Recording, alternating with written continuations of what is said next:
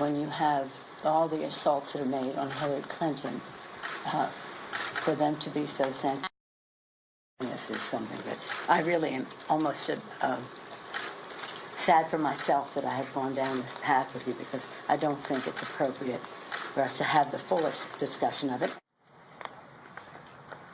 Well, there goes the unity. That was short-lived. Joining us right now is Texas Republican Congressman Babin. Congressman, your reaction to Nancy Pelosi's comments there? I am not surprised, Maria, not surprised whatsoever. I listened to her 20-minute-long speech on the floor the other day, and I can only hope that it was sincere. But when you look at the, for instance, some of her commencement speeches to graduating college seniors over the past few months, it's been divide, divide, divide. You know, and I'm not just blaming her. It's the left in general. They lost the election. They're demonizing us and our policies. They can demonize our policies, but don't demonize us. And that's kind of what ginned up this whole thing. And again, the oil needs to be poured on the waters, but it's got to be from both sides. And as we saw, calling us sanctimonious after one of our leaders was shot on a baseball field for a charity game is pretty low. Well, what are you going to do about it, though? I mean, you guys have to get an agenda executed. I mean, let's talk health care reform for a second. The Wall Street Journal is reporting that some Republicans are also pushing back in terms of getting a health care reform done. So it's not just the division between the Republicans and the Democrats, but division between the Republicans. Are you concerned over the Senate's new bill to replace Obamacare? We're all wondering where it is, what it says. Critics are saying that the plan doesn't do enough to reduce health care premiums, and you need Democratic support, and you're not getting it because of this division. Well, we're never going to get Democratic support on this, Maria. There's just no way. They're determined to stick with a ship that's sinking on Obamacare. But yes, I am concerned that we may get a bill that is going to take a lot of rehashing. We'll have to go to conference on this thing. We've got to get these premiums down. We've got to do this thing right. I was a no initially on the original proposal in the House.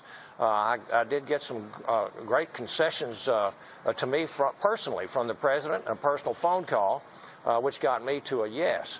And we held out, and we got a bill. We got one through, and now it's up to the Senate. I'm talking to some of my Texas Senate colleagues, and they're confident we are going to get a bill out. What's going to be in it, I have no clue, but we better get it right, and we better get it get these premiums down, and we absolutely have to replace this spiraling downward Obamacare plan, which is not going to be with us a whole lot longer.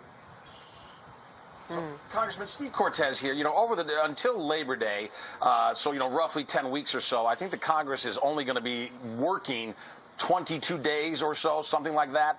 Most Americans are working a heck of a lot more than that. If you don't get tax reform done, if you don't get tax cuts done, should the Congress stay in session and not take its August recess? I am in favor of that 100%. If we can be useful up here, if we can vote on some things that absolutely need to be done, again, the Trump and the Republican conservative agenda has to be delivered to the American people. That is why we were elected. That's why we won the presidency. And if we don't get it done, I think there's going to be hell to pay in the 2018 or the midterm elections. So we've got to get this done. We need tax reform, regulatory reform, and we've got to get past health care reform and repeal and replace an Obamacare first. Absolutely, you are right. Congressman, how is it, it's Dagan McDowell, how is it that some of your colleagues over the Senate side are seeming to make the same mistake that the Democrats did in terms of their crafting this bill behind closed doors, and a lot of fellow Republican senators have not seen it, and they don't know what's in it, and you guys over in the House certainly don't at this point. We have no clue. As I said a while ago, I don't know what we're going to wind up seeing, but I am apprehensive about that, Dagan. I think it needs to be an open process. I think had it been a more open process in the House, it wouldn't have been a 2-month dragged-out deal the way it was. And so I wish that they would look and profit from the mistakes that we made over in the House. But we got our job done. It wasn't a perfect bill. I think it was absolutely more conservative at the time that I got to a yes rather than later as we waited for several weeks. Even a month or two, it became a less conservative bill, in my opinion. But nevertheless, I voted for it. That was the promise we made to the American people to repeal this terrible bill, which is destroying the healthcare industry in our country. And as a healthcare provider myself, I can tell you that Obamacare was absolutely destroying the doctor-patient relationship. And our bill would replace that. Real quick, Congressman, you keep saying we got to get this done, we got to get this done. But realistically speaking, do you see that path? I mean, you've got to get health care done really quickly. So I assume you'll accept whatever the Senate comes up with. But do you think you can get health care on a very short-term timeline and then come back from the summer and do tax reform? Is that what you're saying? I mean, what is the path? Because as Steve just said, you've got 22 days. You're exactly right, Maria, and you know, I can't say even predict what we are going to get, and I can't tell you that I'm going to support whatever comes out of the Senate.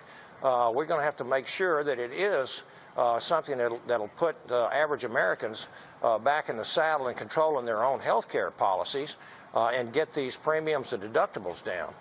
So we will go back to conference and depending on what they finally wind up passing.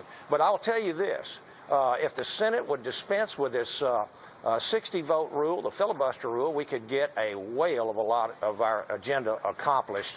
But being dependent on getting 8 Democrats to vote with us on every issue that comes up in the Senate.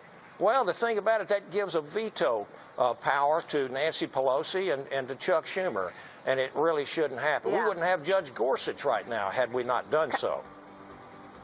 All right, Congressman, good to have you on the program. We'll be watching. Thanks so much.